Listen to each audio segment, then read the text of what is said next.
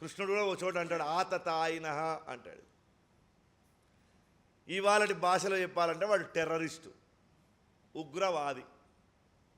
వాడు ఏం పని చేస్తాడు? వాడు చేసేటటువంటి పనులు ఉన్నాయండి, 6 పనులు చేస్తాడు వాడు.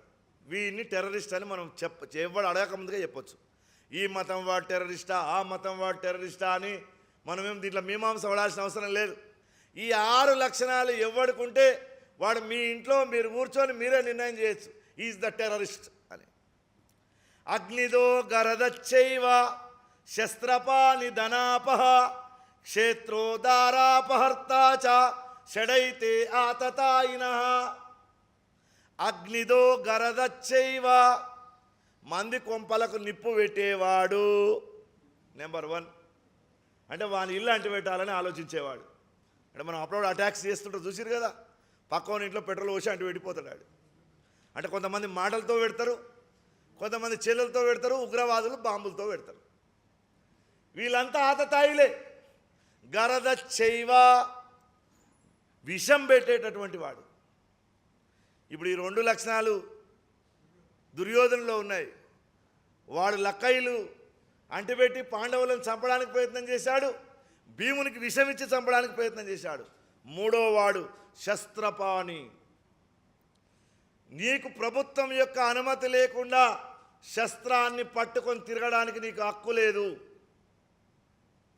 పోలీసుల దగ్గర ఆయుధాలు ఉన్నాయి, ఆర్మీ దగ్గర ఆయుధం ఉంది.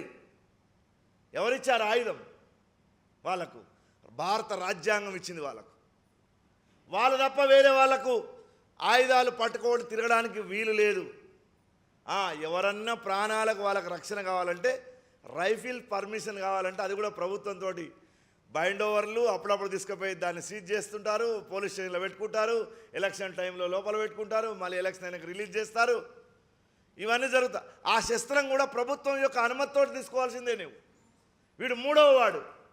అగ్నిదో గరదచ్చైవ శస్త్రపాని ధనాపహ.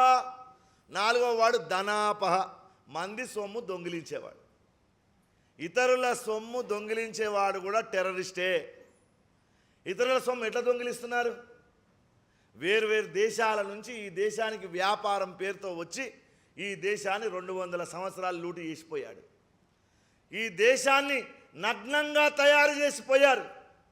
ఈ దేశంలో ఉండేటటువంటి సంపదను దోచుకోవడం కోసం కాశ్మీర్ నుంచి కన్యాకుమారి వరకు రైళ్లు వేసుకున్నారు.